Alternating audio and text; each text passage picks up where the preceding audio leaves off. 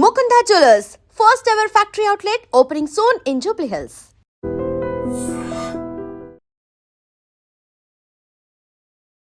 నిన్న నాకు ఒక మెయిల్ కనిపించింది. ఎస్ శ్రీనివాసరావు అనే ఆయన ఒక 86 ఏళ్ల సైంటిస్ట్. ఆయన ఈ దేశానికి ఆయన చరిత్ర అంతా చూశాను, మెయిల్లో ఆయన వర్షన్ చూశాను. హరిత విప్లవంలో ముఖ్య భూమిక పోషించిన వాళ్ళలో ఒకరు. గవర్నమెంట్ అని చెప్పి ఆ ప్లాట్ కొనడం చెల్లదని చెప్పి గవర్నమెంట్ దాన్ని వాపస్ తీసేసుకుంది. ఆయన దాని మీద 40 ఏళ్ల నుంచి న్యాయ పోరాటం చేస్తున్నాడు. మనం ఏం చేయగల ఆలోచించి ఇవాళ కాప్రాలో సాకేత్ ప్రణామం అనే ఒక ఓల్డేజ్ హోమ్ ఉంది, అక్కడికి వచ్చా నేను. ఫస్ట్ నా లెటర్కి రెస్పాండ్ అయిన వారు వీరే.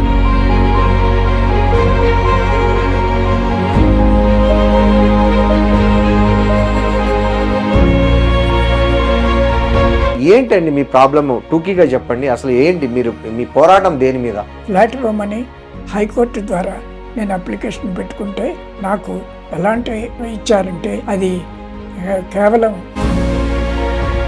4 గంటలు బయట కూర్చోపెట్టిన తర్వాత ఆయన చెప్పారు నాకేం సంబంధం లేదు. కనీసం మంచినీళ్ళని ఇచ్చారండి? ఇవ్వలేదు, మంచినీళ్ళు ఇవ్వలేదు.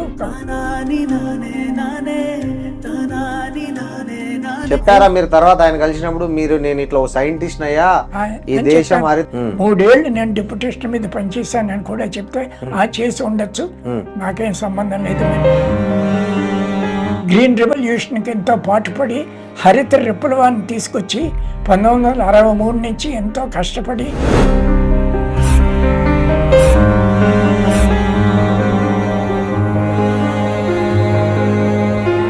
అలాంటి వాడిని నేను కేవలం 208 గజాల కోసం 41 సంవత్సరాలు పాటుపడ్డాను.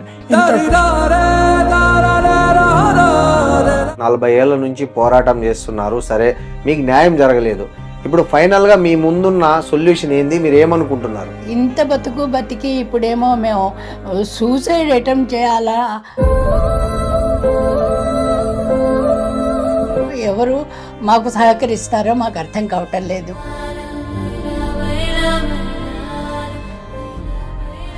మీకు అనిపించింది ఎప్పుడన్నా ఇట్లాంటి వాళ్ళ కోసమా మేము ఇంత త్యాగం చేసిందని? కిలో యాపిల్ పళ్ళు తెస్తే కూడా ఒక్క పండు తీసుకుని మీ పిల్లలకే ఇచ్చుకోండి అని ఇచ్చేసేవారు. పెద్దగా కష్టాలంటూ ఏం లేవు, కానీ ఈ పోరాటమే 40 ఏళ్ల నుంచి పోరాడుతున్నారు. ఆయనకా ఓపిక లేదు. మేము ఎలాగోలా బతుకుతామంటే ఆయన పట్టుదల ఎక్కువ అండి ఆయనకి. నా కష్టార్జితం ఎందుకలా వదిలేయాలి? మీకు ఏమన్నా అవార్డులు గుర్తింపు వచ్చాయా ప్రభుత్వం నుంచి, కేంద్ర ప్రభుత్వం నుంచి కానీ? ఆల్ ఇండియా కాంపిటీషన్లో 3 నేషనల్ అవార్డ్స్ నా బుక్స్కి వచ్చాయి. ఏం చెప్తారు మేడం? సార్కి ఏమైనా సలహా ఇస్తారా? వదిలేసుకుందామండి అంటాను. ఇంకా ఎన్ని రోజులు, మహా అయితే 1-2 ఏళ్ళు బతుకుతాం. ఇండియాలోకి ఫస్ట్ డ్రిప్ ఇరిగేషన్ తెచ్చిన వాళ్ళు మీరు ఒకరు. It has been constituted by Ministry of Water Resources. అవునవును. దేశానికి ఇంత సేవ చేశారు, మాకే బాధ అనిపిస్తుంది.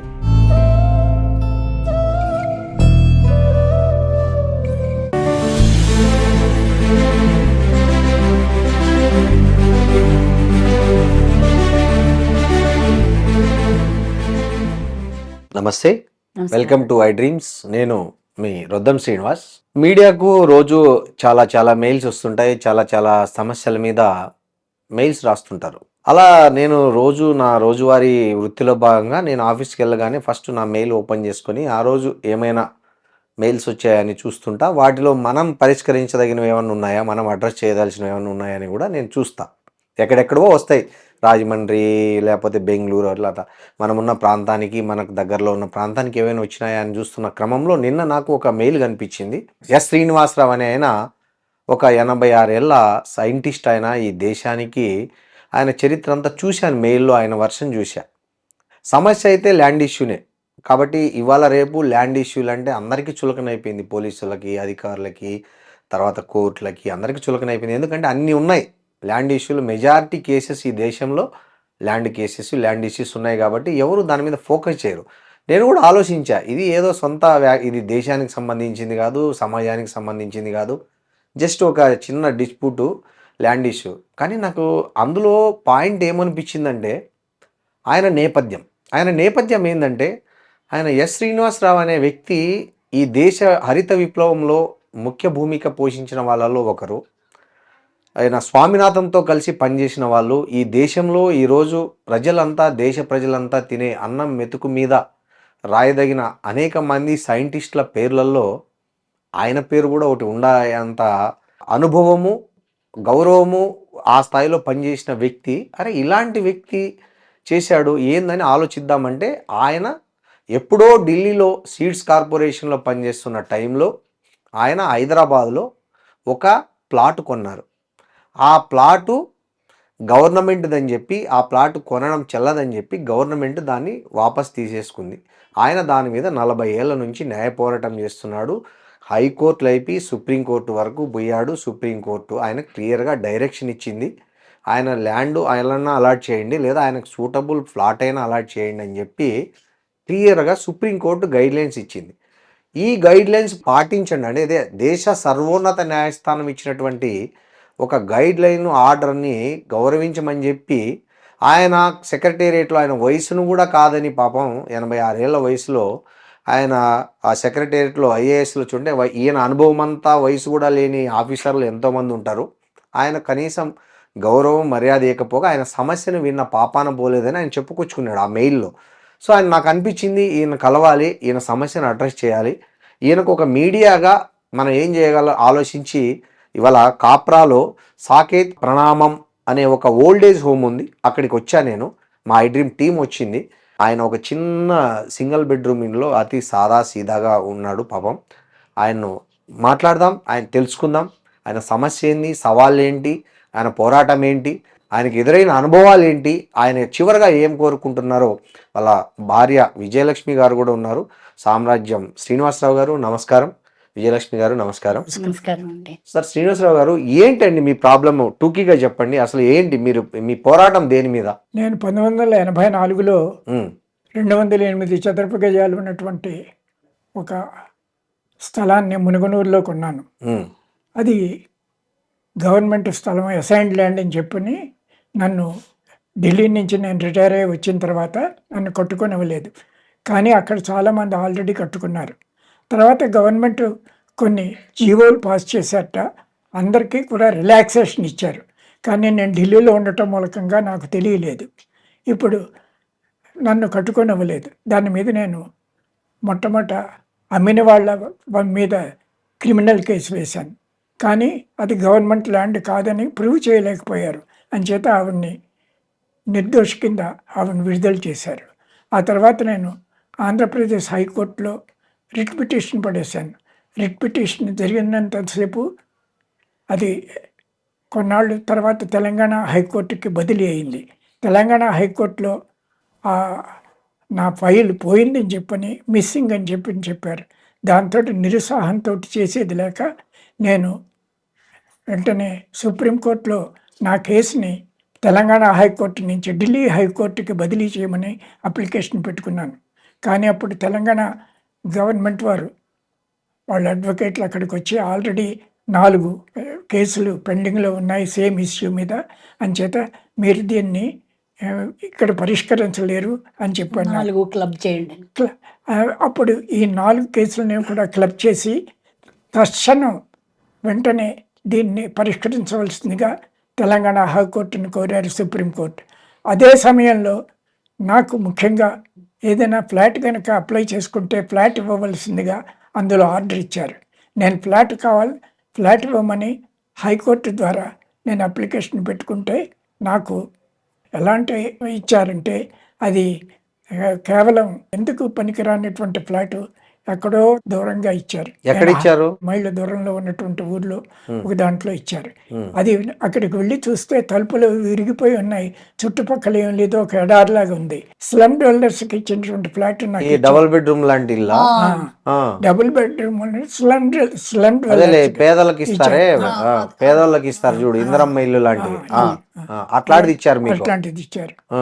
అప్పుడు నేను వెంటనే మళ్ళా నేను సుప్రీంకోర్టుకి వెళ్ళి విన్నవించుకుంటే సుప్రీంకోర్టు ఆయన యొక్క హోదాను బట్టి, ఆయన యొక్క పరపతిని బట్టి, ఆయన యొక్క ఎడ్యుకేషనల్ క్వాలిఫికేషన్ బట్టి ఆయన మెక్సికోలో ఇంటర్నేషనల్ వీట్ అండ్ మేజర్స్ ఇన్స్టిట్యూట్లో పనిచేశారు.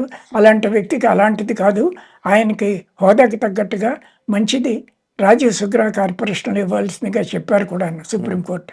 అయినప్పటికీ వినిపించుకోలేదు. ఇది ఇలా ఉంటుండగా కేసు ఎన్నాళ్ళు నడిచింది. సుప్రీంకోర్టు 5 బెంచీలు, ప్రత్యేకమైన బెంచులు 5 బెంచీలు నొక్కి ఒక్కడించారు. ఆయనకి అకామిడేషన్ ఇవ్వండి, లేని ఆయనకి సరైన చోట ఎక్కడైనా ఆయన యొక్క ఆయనకి రిటర్న్ చేయండి, ఆయన స్థలాన్ని ఆయనకి దొరకలేక ఎవరైనా ఆక్రమించుకొని ఉంటే చేసి ఉంటే ఆయనకి మంచి చోట సూటబుల్ సైట్ అలాట్ చేయమని సుప్రీంకోర్టు చెప్పింది. దానికి తగ్గట్లుగా కలెక్టర్ సి నారాయణ రెడ్డి గారు ఒక అఫిడవిట్ సుప్రీంకోర్టుకి చెప్పారు. తప్పకుండా మేము అలాగే చేస్తాం సుప్రీంకోర్టు ఆర్డర్ ప్రకారం అని ఆయన అఫిడవిట్, నోటరైజ్డ్ అఫిడవిట్ సుప్రీంకోర్టుకి సమర్పించారు. కానీ ఆయన ఆ తర్వాత అఫిడవిట్లో చెప్పారు, నేను చీఫ్ ల్యాండ్ కమిషనర్ అడ్మినిస్ట్రేషన్కి రాశాను అని కూడా తెలియపరిచారు సుప్రీంకోర్టుకి. కానీ మేము చీఫ్ ల్యాండ్ కమిషనర్ దగ్గరికి వెళ్ళినప్పుడు వాళ్ళు చెప్పారు, ఇక్కడ ఆయన కూర్చోరు, ఆయన 2 పోస్టులు ఆయన దగ్గర ఉన్నాయి, ఆయన ప్రిన్సిపల్ సెక్రటరీ రెవెన్యూ అని ఆయన పేరు డిఎస్ లోకేష్ అని చెప్పారు. ఆయన దగ్గరికి వెళ్ళాం. 4 గంటలు బయట కూర్చోబెట్టిన తర్వాత ఆయన చెప్పారు, నాకేం సంబంధం లేదు, మీరు మళ్ళీ కలెక్టర్ దగ్గరికే పొండి అని చెప్పి మమ్మల్ని పంపించేశారు. సార్ 4 గంటలు మిమ్మల్ని వెయిట్ చేయించాడు అంటే చూసి వెయిట్ చేయించాడా, చూడకుండా వెయిట్ చేయించాడు? ఏదో మీటింగ్ లో ఉన్నాడని చెప్పి అన్నారు లోపల. కానీ 4 గంటలకు మేము లోపలికి వెళ్ళిన తర్వాత మమ్మల్ని ఏ విధంగానూ కూడా సరైన మంచినీళ్ళని ఇచ్చారండి? ఇవ్వలేదు, మంచినీళ్ళు ఇవ్వలేదు, కప్పు టీ కూడా ఇవ్వలేదు. మేము ఇక్కడి నుంచి ఆటోలో బయలుదేరి అంత దూరం 30 కిలోమీటర్లు సెక్రటేరియట్కి వెళ్తే లోపలేమో ఏవో వాళ్ళకి వెహికల్స్ ఉన్నాయి తీసుకెళ్ళడానికి, అది లేదు, ఎండలో నడవాల్సి వచ్చింది. లోపలికి వెళ్తే కనీసం మంచినీళ్ళు కూడా వాళ్ళు ఇవ్వలేదు. అదే పరిస్థితి. చెప్పారా మీరు తర్వాత ఆయన కలిసినప్పుడు, నేను ఇట్లా సైంటిస్ట్ అయ్యా, ఈ దేశం నేను officer and special duty deputation మీద గవర్నమెంట్ ఆఫ్ ఇండియాలో 3 ఏళ్ళు పనిచేశాను, క్వాలిటీ కంట్రోల్ అండ్ టెక్నికల్. 3 ఏళ్ళు నేను డిప్యూటేషన్ మీద పనిచేశానని కూడా చెప్తే చేసి ఉండొచ్చు, నాకేం సంబంధం లేదు, మీరు కలెక్టర్ దగ్గరికి వెళ్ళిపోండి అని నిష్కర్షగా చెప్పాడు ఆయన. ఆ తర్వాత వాళ్ళ పేషీకి ఎన్ని ఉత్తరాలు రాసినప్పటికీ కూడా వాళ్ళు ఏ విధంగానూ పట్టించుకోలేదు. ఆఖరికి పేషీలో ఒక మాధవరావు అని ఉన్నాడు, ఆయన చెప్పాడు, అదే మేము సెక్రటేరియట్లో కన్సర్న్ సెక్షన్కి పంపించేసామన్నారు. ఏ సెక్షన్ అండి, ఆ సెక్షన్ హెడ్ ఎవరండి అని అడిగితే కూడా చెప్పలేదు. ఎన్ని ఉత్తరాలు, ఎన్ని ఫోన్ కాల్స్ చేసినా దేనికి రెస్పాన్స్ లేదు. ఇప్పుడు అక్కడే పడి అక్కడ దుమ్ము పట్టు ఉంది మా ఫైలు. అందుకని కేవలం రేవంత్ రెడ్డి గారికి కూడా నేను ఎంతో హృదయపూర్వకంగా నేను ఉత్తరం రాశాను, అయినప్పటికీ కూడా దానికి రెస్పాన్స్ లేదు. ఆయన ఓఎస్డీకి లెటర్ రాశాను, రెస్పాన్స్ లేదు. పొంగులేటి శ్రీనివాసరెడ్డికి రెవెన్యూ మినిస్టర్, ఆయనకి రాశాను, ఆయన దగ్గర నుంచి రిప్లై లేదు. గవర్నర్కి రాశాను, రాజ్భవన్కి, లెటర్కి రిప్లై లేదు. ప్రెసిడెంట్కి రాశాను, ఇండియన్ ప్రెసిడెంట్, రిప్లై లేదు.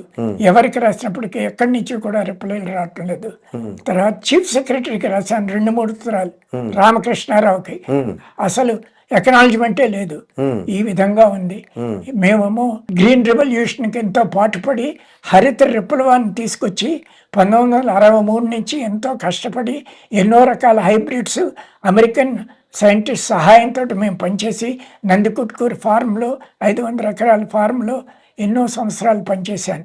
ఆ తర్వాత నేను మెక్సికోలో ఇంటర్నేషనల్ వీట్ మేజర్స్ ఇన్స్టిట్యూట్లో పనిచేశాను. నన్ను గవర్నమెంట్ నా యొక్క శ్రమని, నా యొక్క కృషిని అభినందించి నా పేరుని వరల్డ్ బ్యాంక్కి నాకు రికమెండ్ చేశారు. Ministry of finance and ministry of agriculture experts కూర్చొని నా పేరుని వరల్డ్ బ్యాంక్ కూడా రికమెండ్ చేశారు. నన్ను ఆస్ట్రేలియాకి పంపించారు. ఆస్ట్రేలియాలో నేను improvement of certification and new varieties దాని మీద ఎంతో ట్రైనింగ్ పొంది వచ్చాను. ఇండోనేషియాలో ట్రైనింగ్ అయి వచ్చాను. నేను దేశంలోనే పెద్దదైన క్వాలిటీ కంట్రోల్ ల్యాబొరేటరీకి హెడ్ కింద ఐఆర్ఐ కాంప్లెక్స్లో పనిచేశాను. Quality control laboratory national seeds corporation regional manager కింద కలకటాలో పనిచేశాను. చెన్నైలో పనిచేశాను. చెన్నైలో పనిచేసినప్పుడు ఎక్కడ కూడా కరప్షన్ లేకుండా, కరప్షన్ జరగకుండా రైతులకు అందరికీ కూడా వాళ్ళ సర్టిఫైడ్ సీట్స్ ప్రొక్యూర్మెంట్లో వాళ్ళకి రావాల్సిన సుంకాలను పంపించడానికి ప్రత్యేక ఏర్పాట్లు చేశాను. కోవా ఎక్స్ప్రెస్లో ప్రతిరోజు కోయంబత్తూరుకి మనిషిని పంపించి చెక్కులు అక్కడే వాళ్ళ ఇళ్ల దగ్గర అందజేశాను. అలాగే వీట్ తర్వాత లార్జెస్ట్ ఎక్స్పోర్ట్ నేను హ్యాండిల్ చేశాను మెడ్రాస్ హార్బర్ నుంచి కాంబోడియాకి, వాటాన్ కాంబోడియాకి, కంపుచియా అన్నారు అప్పుడు, తర్వాత కాంబోడియా అని మళ్ళీ పేరు మార్చుకున్నారు, కంపుచియాకి పంపించాను. Largest export. అప్పుడు రోజుకి 18 గంటలు పనిచేశాను. నా కృషిని మెచ్చుకొని వరల్డ్ ఫుడ్ ప్రోగ్రామ్ వాళ్ళు సర్టిఫికేట్ కూడా ఇచ్చారు, వరల్డ్ ఫుడ్ ప్రోగ్రామ్. అలాంటి వాడిని నేను కేవలం 208 గజాల కోసం 41 సంవత్సరాలు పాటుపడ్డాను. ఎంతో కృషి చేశాను. ఇన్ని చోట్ల Andhra Pradesh high court, Telangana high court, criminal court Hayathnagar ఇన్ని చోట్ల చేసిన తర్వాత కూడా మానవ హక్కులకి ఏపీహెచ్ఆర్సీ దగ్గర కూడా వెళ్ళాను. వాళ్ళు అన్నారు, ఇది సివిల్ డిస్ప్యూటు, మీరు కేవలం రిట్ పిటిషన్ హైకోర్టులో వేసుకోవాలి కానీ మా దగ్గర కాదని 3 సంవత్సరాల తర్వాత చెప్పారు. అస్తమానం నేను ఢిల్లీ దగ్గర నుంచి వచ్చి ఈ విషయంలో ఎంతో డబ్బు ఎంతో ఖర్చు చేసి ఎన్ని విధాలు శ్రమపడ్డాను. నేను హార్ట్ పేషెంట్ని, 3 స్టంట్లు పడ్డాయి నాకు అప్పుడే. నేను ఆఖరి రోజుల్లో ఉన్నాను. అయినప్పటికీ కూడా నా మీద దయదలచకుండా లోకేష్ ప్రిన్సిపల్ సెక్రటరీ రెవెన్యూ మమ్మల్ని ఈ విధంగా అమర్యాద చేసి బయటకు పంపించేశాడు. మీరు ప్రవేశపెట్టిన హరిత విప్లవంలో మీరు ఆయన సోమనాథన్ గారితో కలిసి పనిచేశారా? మీరు ఏ వంగడాలు కనిపెట్టిన దాంట్లో మీ పాత్ర ఉంది దేశంలో? మేము వంగడాలు కనిపెట్టింది అయ్యారే వాళ్ళు. ఆ వంగడాలని మేము కృషి చేసి వాటిని మల్టిప్లై చేసేవాళ్ళం. బ్రీడర్ సీడ్ ని, ఫౌండేషన్ సీడ్ ని మల్టిప్లై చేసి, ఆ మల్టిప్లై చేసిన దాన్ని మళ్ళీ సర్టిఫైడ్ సీడ్ చేసి అది రైతులకు పంపించేవాళ్ళం అనమాట. రైతులకు అమ్మేవాళ్ళం మా డీలర్ నెట్వర్క్ తోటి, ఈ నేషనల్ సీడ్స్ కార్పొరేషన్. అది కొన్నాళ్ళు మోనోపోలి కింద నేషనల్ సీడ్స్ కార్పొరేషన్ పనిచేసిన రోజుల్లో నేను రీజనల్ మేనేజర్ కింద నార్త్ ఈస్ట్ లో అన్ని స్టేట్స్. ఫస్ట్ మీరు ఆ సీడ్ డెవలప్ చేయక ముందు ఇండియాలో పరిస్థితి ఏంటి అసలు? మామూలుగా కొత్త వంగడాలు ముఖ్యంగా హైబ్రిడ్స్ ఇండియాలో తయారయ్యేవి కాదు. అవన్నీ కూడా అమెరికన్ పేరెంట్స్ అన్ని కూడా తీసుకొచ్చి అమెరికన్ పేరెంట్స్ ని మేజు, స్వర్గము, బాజ్రా అమెరికన్ శాస్త్రవేత్తలు మా నేషనల్ సీడ్స్ కార్పొరేషన్ లో పనిచేశారు. కానీ తర్వాత 1971లో ఎప్పుడైతే బంగ్లాదేశ్ వార్ వచ్చినప్పుడు అప్పటి prime minister Indira Gandhi within 24 hours ఈ అమెరికన్ సైంటిస్ట్ అంతా కూడా అమెరికాకి వెళ్ళిపోవాలని చెప్పడంతో మా కార్పొరేషన్లో పనిచేసే అమెరికన్ సైంటిస్ట్ అందరూ వెనక్కి వెళ్ళిపోయారు. లేకపోతే యుఎస్ఐడ్, రాక్ఫెల్లర్ ఫౌండేషన్ వాళ్ళతోటి మా భుజాలతోటి వాళ్ళు చేతులు వేసి చక్కగా మాతో పాటు మా ఫార్మ్స్లో పనిచేసేవాళ్ళు. వాళ్ళు కాదు, రైతుల జీవితాల్లో ఎంతో మార్పు వచ్చింది మీరు చేసిన వంగడాలు. అంతకుముందు ఎంత ఉండేది ఎకరాకు ఈల్డ్? కార్పొరేషన్ స్థాపించినప్పుడే మేము జాయిన్ అవటంతో అందులో మా యొక్క ప్రధాన భూమికి ఉంది. నేను అంతకుముందు సెంట్రల్ టొబాకో రీసెర్చ్ ఇన్స్టిట్యూట్ రాజమండ్రిలో 4 సంవత్సరాలు scheme for production and distribution of pure seeds and మీకు ఏమైనా అవార్డులు గుర్తింపు వచ్చాయా ప్రభుత్వం నుంచి, కేంద్ర ప్రభుత్వం నుంచి? కానీ నేను ఎంకరేజ్మెంట్ ఆఫ్ పాపులర్ లిటరేచర్ అని లిటరేచర్ ఆల్ ఇండియా కాంపిటీషన్లో 3 నేషనల్ అవార్డ్స్ నా బుక్స్కి వచ్చాయి. ఏం బుక్స్ రాశారు మీరు? ఆ బుక్స్ ఒకటి సుందర మందిరం, ఇంకోటి ఆపద్ బాంధవులు, ఇంకోటి అజ్ఞానం విజ్ఞానం. ఈ 3 పుస్తకాలకి కూడా వచ్చాయి. తర్వాత ఒక పుస్తకం ఆపద్ బాంధవులు అనేది ఇంగ్లీష్ లో కూడా ట్రాన్స్లేట్ అయ్యి among the praise winnowing books 5 books have been given additional prizes by government of India, and my book ఆపద్ బాంధవులు was one among those 5 books which was declared for an additional award. Drip irrigation మీద వాటి మీద కూడా ఏ book రాశారు? Drip irrigation మీద నేను కో-ఆథర్ని, ఆ తర్వాత technical consultant కింద ఉన్నాను అన్నమాట. అందులో డ్రిప్ ఇరిగేషన్ ఫస్ట్ ఇండియాలోకి ఫస్ట్ డ్రిప్ ఇరిగేషన్ తెచ్చిన వాళ్ళు మీరు ఒకరు. It has been constituted by Ministry of Water Resources, INCID Indian National Committee on Irrigation Drainage. అందులో టెక్నికల్ కన్సల్టెంట్ కింద అగ్రికల్చర్ తరఫున నేనే పనిచేశాను. ఓకే, సో రైతులకు డ్రిప్ ఇరిగేషన్ ప్రవేశపెట్టడంలో కూడా మీ పాత్ర ఉంది భారతదేశంలో. రేవంత్ రెడ్డి గారికి నేను ఉత్తరం రాశాను, కానీ వాళ్ళ ఓఎస్డీకి కూడా రాశాను. దయతలిచి వెంటనే నాకు Rajiv Sughra corporation బండ్లగూడలో 3 BHK flat ఇవ్వమని చెప్పని రాశాను. రాస్తే దానికి సమాధానం లేదు. అంతకుముందు ఎప్పుడైతే 5 బెంచులు సుప్రీంకోర్టు ఇచ్చినప్పటికీ కూడా ఫస్ట్ నా లెటర్కి రెస్పాండ్ అయిన వారు మీరే. మీడియాలో మీరే మొట్టమొదటిసారి రెస్పాండ్ అయ్యారు. ఎన్ని అన్ని పేపర్లకి, హిందూకి, టైమ్స్ ఆఫ్ ఇండియాకి, డక్కన్ క్రానికల్కి, ఈనాడుకి, ఆంధ్రజ్యోతికి ఉత్తరాలు రాశాను, అన్నీ పంపించాను, ప్రెస్ రిలీజెస్ పంపించాను. ఎక్కడా కూడా అది పబ్లికేషన్కి నోచుకోలేదు. మీరు మాత్రం వచ్చారు, చేశారు, చాలా సంతోషం. ఇప్పుడు మీకు ఇంత చేశారు, ఇంతమందిని కలిశారు, 40 ఏళ్ళ నుంచి పోరాటం చేస్తున్నారు, సరే మీకు న్యాయం జరగలేదు. ఇప్పుడు ఫైనల్గా మీ ముందున్న సొల్యూషన్ ఏంది, మీరు ఏమనుకుంటున్నారు? ఇమ్మీడియట్గా రేవంత్ రెడ్డి గారు 15 రోజులు లోపుగా సుప్రీంకోర్టు ఆర్డర్ని ఇంప్లిమెంట్ చేయవలసిందిగా కోరుతున్నాను. అది అక్కడ సెక్రటేరియట్లో ఫైల్ ఎక్కడ పడిందో చూసి, రాజీవ్ సగ్రా కార్పొరేషన్ బండ్లగూడలో 3 BHK ఫ్లాట్ అక్కడ లేదు అంటారు. కావాల్సి ఉంటే ఇప్పుడు దాకా ఎవరైనా డబ్బు కట్టి వాళ్ళు తీసుకోకపోతే మొట్టమొదటి డిపాజిట్ చేసి వాళ్ళు వెళ్ళిపోయిన వాళ్ళు చాలామంది ఉన్నారు. అలాంటి ఫ్లాట్ ఏదైనా ఉంటే 3 BHK ఫ్లాట్ మాకు ఇప్పించవలసింది కోరుతున్నాను. కానీ ఏదో ఇదివరకు ఇచ్చినట్టుగా నాకు ఆ ఇందిరమ్మ గృహాలు అవి మాకు పనికిరాదు, అక్కడ మేము ఉండలేము కూడా. సపోజ్ ఇప్పుడు మీకు ఇవన్నీ జరగలేదు, మీరేంటి, వాట్ నెక్స్ట్? మీరే చెప్పాలి, ఇంకేం చేయగలం మేము. అంటే ఇప్పుడు దేశ సర్వోన్నత న్యాయస్థానాన్ని కూడా పట్టించు 4 సార్లు తిరిగారు, మీ వయసు, మీ అనుభవము అన్ని చెప్పుకున్నా కూడా ఎవరు కనికరించట్లే. 5 సుప్రీంకోర్టు బెంచ్లు ఇచ్చింది, ఖాతరు చేయని తెలంగాణ గవర్నమెంట్ నాకు అర్థం కాదు. అన్ని గవర్నమెంట్లు అట్లే ఉన్నాయిలేండి, ఈ గవర్నమెంట్ ఆ గవర్నమెంట్ అని. న్యాయ వ్యవస్థ అంటే లెక్కలేదు, ఏ వ్యవస్థ అన్నా లెక్కలేదు. ఓన్లీ కొన్ని ఉంటాయి ఫోర్సెస్, వాళ్ళ పనులు మాత్రమే జరిగే ఒక దేశ పరిపాలన ఇప్పుడు చూస్తున్నాము, దేశ ప్రజలు చూస్తున్నారు. సో దాంట్లో ఇది కొత్త ఏం కాదు, ఇది ఒకదాన్నే చెప్పాల్సిన పని. ఒక బెంచ్ 3 జడ్జిలు కూర్చొచ్చారు.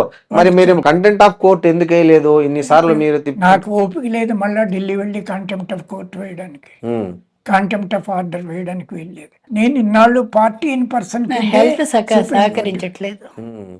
ఇప్పుడు మీరు ఇక్కడ ఇద్దరే ఉంటున్నారు, మీ పనులు మీరే చేసుకుంటున్నారు, మీకు ఎవరు మెయిడ్ కూడా లేరు, మీ పని. మేము తిండి మాత్రం కింద క్యాంటీన్ లో తినేస్తామండి, వంట అది చేసుకోవాల్సిన పని ఉండదు. ఓల్డ్ ఏజ్ హోమ్ కాబట్టి కింద తిండి వాళ్ళే చేస్తారు, తిని మళ్ళీ వచ్చి రెస్ట్ తీసుకుంటారు, అంతే. ఇది మీకు.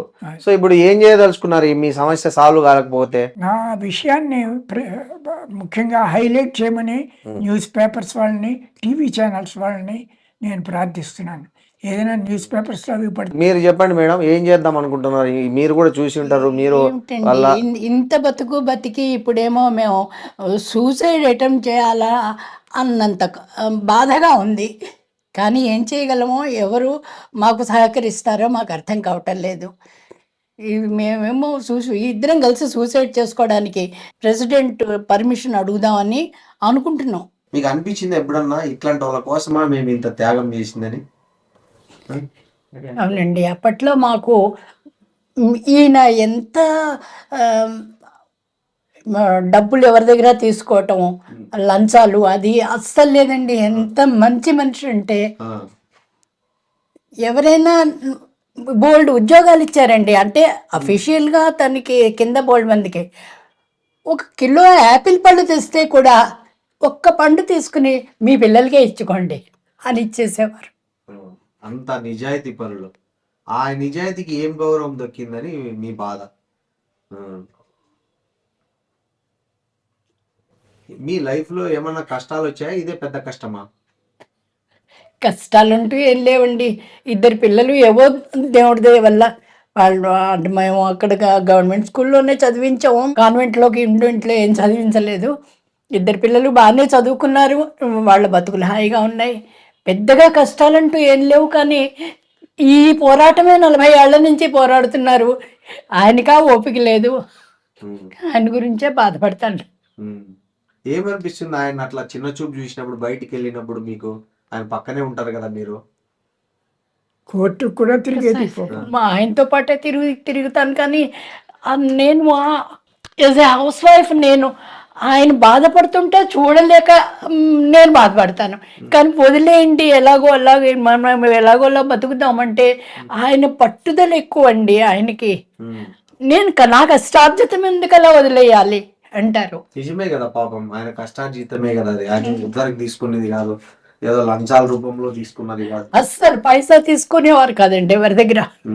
గొప్ప విషయం అది. ఆ కాలంలో అట్లా ఉన్నారండి అంత నిజాయితీ పనులు. ఈయన చేతి కింద అంటే మెడ్రాస్లో ఉన్నప్పుడు ఆ ఆఫీస్ స్టార్టెడ్ విత్ హిమ్. అందుకనే ఆ బోల్డ్ మంది ఎంప్లాయీస్ని పెట్టుకోవాల్సి వచ్చింది. ఎవరిని క్వాలిఫికేషన్ బట్టి వాడు సూటబుల్ అవునా కాదా చూసేవారు అంతే. కానీ వేరే మా కులమని కానీ మా చుట్టాలని కానీ ఎవరిని తీసుకోలేదు. వచ్చిన వాళ్ళు కృతజ్ఞతగా కనీసం 1 కిలో యాపిల్ పళ్ళు తెస్తే తీసుకొని ఇచ్చేవారు కాదు, నన్ను తీసుకొని ఇచ్చేవారు కాదు, ఆయన తీసుకునేవారు కాదు. అట్లాంటి వ్యక్తికి ఈరోజు 4 గంటలు 5 గంటలు బయట కూర్చోబెట్టి మంచినీళ్ళు కూడా ఇవ్వకపోవడం ఏంటండి అసలు అన్యాయం కదా. అవునండి. ఏమనిపిస్తుందండి మీకు అప్పుడు? ఏముంది ప్రజల్లో చాలా కనీసం మేము ఫోన్లు చేస్తే ఆ పేషీకి మాధవరావు అని ఒక ఆయన, సి మాధవరావు పేరు, ఎన్ని వాట్సాప్ మెసేజ్లు పంపించినా దేనికి రిప్లై ఇవ్వడు, ఏమీ చేయరు. ఇండియాలోనే ఇది. ఇంకా అలా ఏం కాదు. మీ పిల్లకి బాగాలేకపోతే ఒకసారి ఏదో అమెరికా వాళ్ళు స్పందించారు, అవును. ఏమైంది అది? ఆ అమ్మాయి బాగుపడిపోయిందండి, పెళ్ళయింది.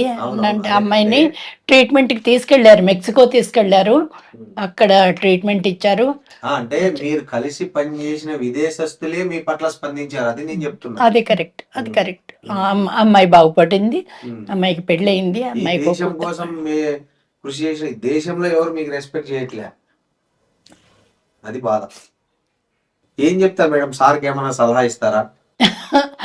ఆయన తిరగొద్దండి చెప్తాను, అంతకన్నా ఏం చేయను, వదిలేసుకుందామండి అంటాను. ఇంకా ఎన్ని రోజులు, మహా అయితే 1-2 ఏళ్ళు బతుకుతాం, ఆ మాత్రం బతికేయగలంలేండి అని చెప్తాను, అంతకన్నా ఏం చెప్తాను. రేవంత్ రెడ్డి చాలా మంచివాడు అండి నిజంగా. కానీ మరి ఆయన దగ్గరికి కాగితాలు వెళ్ళినవారు వీళ్ళు. ఆయన కానీ నా ప్రజా దర్బార్ ఉందంటే ఎప్పుడుందో తెలియదు, ఎలా వెళ్ళాలో తెలియదు. తీరా 60 ఏదో మీటింగ్ ఉంది, లేకపోతే ఏదో ఎక్కడికో వెళ్ళిపోయాడు, ఢిల్లీ వెళ్ళిపోయాడు. ఇవాళ ఢిల్లీలో ఉన్నాడు ఆయన. మేము అంత తిరిగే అంత ఓపిక లేదండి ఈ ఏజ్లో, మేము తిరగడానికి సాహసించలేకపోతున్నాం. ఫైనల్ గా మీ ఇద్దరు ఇప్పుడు ఇంత చేసినా ఏం కావాలనుకుంటున్నారు కదా, ఇది సొల్యూషన్ ఏమనుకుంటున్నారు దీనికి? ఏముందండి, తిరిగి వేసారిపోయాం. ఇప్పుడు ఇంకేం లేదు మాకు. మేమేమో ఆత్మహత్య చేసుకోవటం తప్ప ఇంకో మార్గమే లేదు మాకు ఈ విషయంలో. ఇంకా ఎవరు మాకు హెల్ప్ చేయటం లేదు. 40 ఏళ్ళు తిరిగి ఇంత చేసినా కూడా మాకు ఓటమే వస్తుంది. కానీ ఓడిపోవడం కన్నా చచ్చిపోవటం మేలనిపిస్తోందండి. సుప్రీంకోర్టు ఆర్డర్లు ఇచ్చిన వాటిని ఖాతరు చేయకుండా, వాటిని కేవలం వాటిని నిర్లక్ష్యంగా నిరాశ, నిస్పృహ, నిజంగా చాలా. ఈ దేశంలో ఇంకేం జరుగుతుంది? Highest court of the land 5 బెంచ్లు, సెపరేట్ బెంచ్లు ఇచ్చిన ఆర్డర్స్ని నిర్లక్ష్యం చేసిన ఈ ప్రభుత్వాన్ని నేను ఏమని ప్రశ్నించాలో అర్థం కావటం లేదు. అంటే అసలు సుప్రీంకోర్టు అంటే వాళ్ళకి లక్ష్యం లేదా? సూసైడ్ చేసుకుంటే ఏమొస్తుందిలేండి, ఇంకా కాకపోతే మీ ఓపిక పాపం చచ్చిపోయింది. ఈ వయసులో, ఇప్పుడు వయసులో ఉన్నోళ్ళే తిరగలేరు 4 సార్లు. మీ బాధ ఎవరు వినేవాళ్ళు లేరు, తీర్చేవాళ్ళు లేరు. ఈ వయసులో దేశానికి ఇంత సేవ చేశారు, మాకే బాధ అనిపిస్తుంది.